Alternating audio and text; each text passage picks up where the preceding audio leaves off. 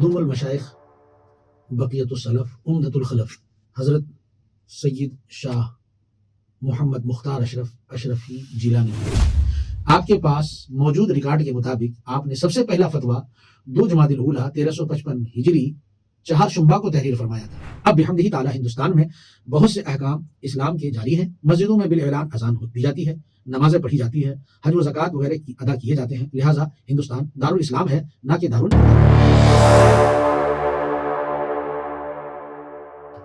آپ کی شان فقاہت بہت بلند و بالا تھی۔ فتویٰ نویسی کرتے کرتے مفتیان کرام میں دقت نظری اور تفقہ فی الدین کا ملکہ پیدا ہوتا ہے، لیکن حضور سرکار کلاں کا حال یہ تھا کہ نو فارغی کی عمر میں بھی مفتیان اعظام اپنے فتاوے پر تصدیقی دستخط کے لیے حضور سرکار کلاں سے رجوع فرماتے تھے۔ یہاں کوئی یہ نہ سمجھے کہ حضور سرکار کلاں رسمی طور پر دستخط کر دیتے تھے، نہیں، ایسا ہرگز نہیں ہے۔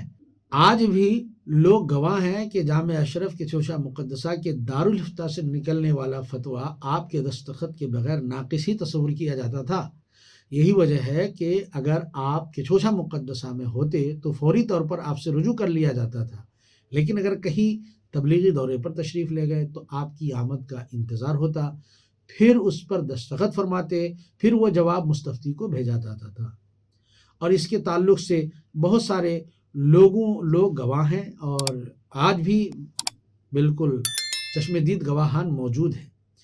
مسائل شریعہ پر حضور سرکار کلاں کی دھڑک کیا تھی، اس کی حقیقت جاننے کے لیے ہم آپ کے سامنے مفتی اعظم بہار حافظ جزئیات فقہیہ حضرت علامہ مفتی عبدالجلیل صاحب اشرفی نعیمی پورنوی علیہ رحمہ شیخ الحدیث و صدر مفتی جامع اشرف کے چوشہ کے درج ذیل بیان سے آیا ہوتی ہے، اور آپ اس کو سمجھ سکتے ہیں۔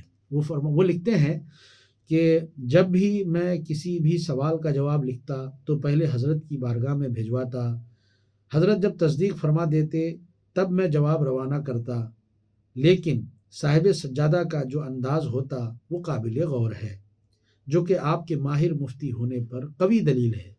ہوتا یوں کہ جب جوابات ما سوالات سرکار کلاں کی بارگاہ میں پیش کیے جاتے تھے تو آپ پہلے اپنے مخصوص انداز میں سوالات کو بآواز بلند پڑھتے تھے اور سارے لوگ صاف صاف سنتے تھے۔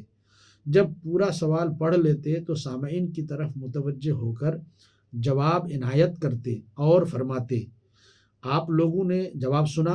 حاضرین عرض کرتے، جی حضور۔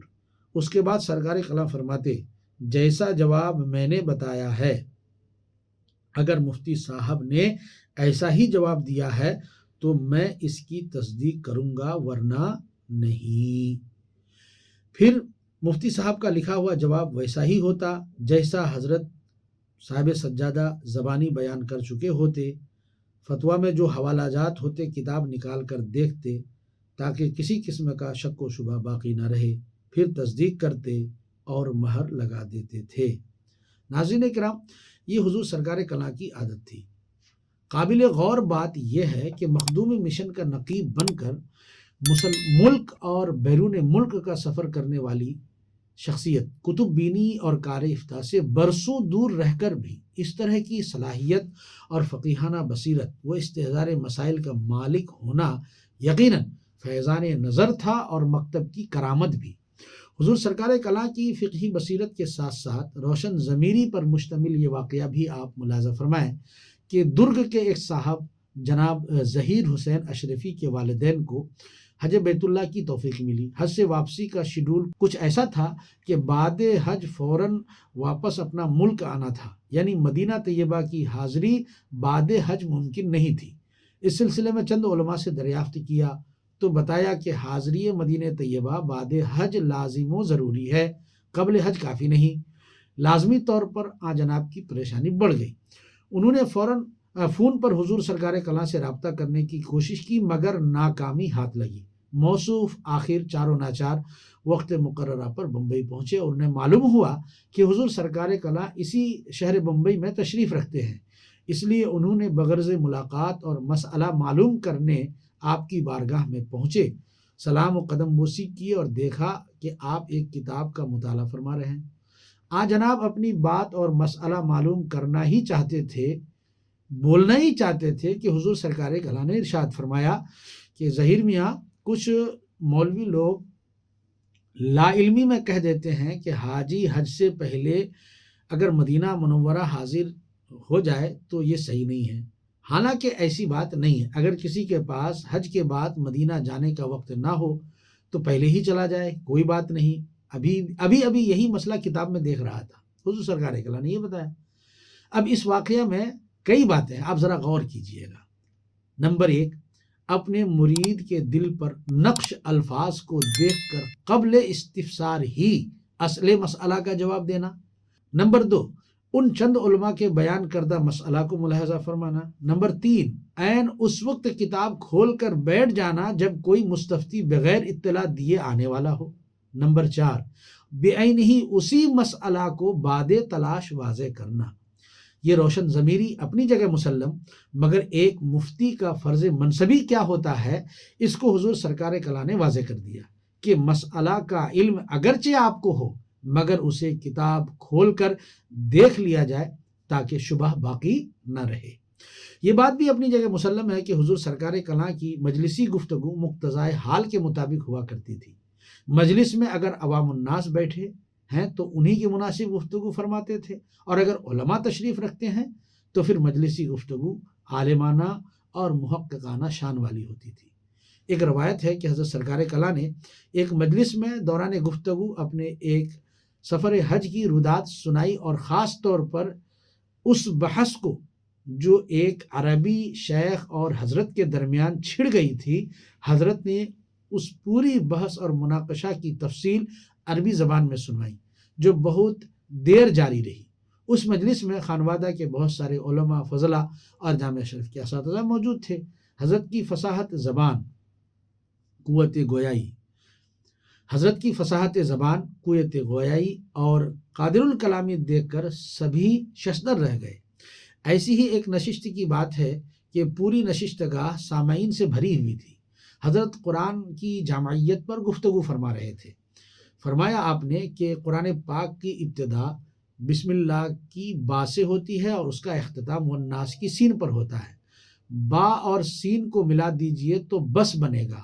گویا قرآن پاک ہمارے رشد و ہدایت کے لیے کافی ہے، اور اسی بس کو الٹا پڑھیں تو سب ہوگا۔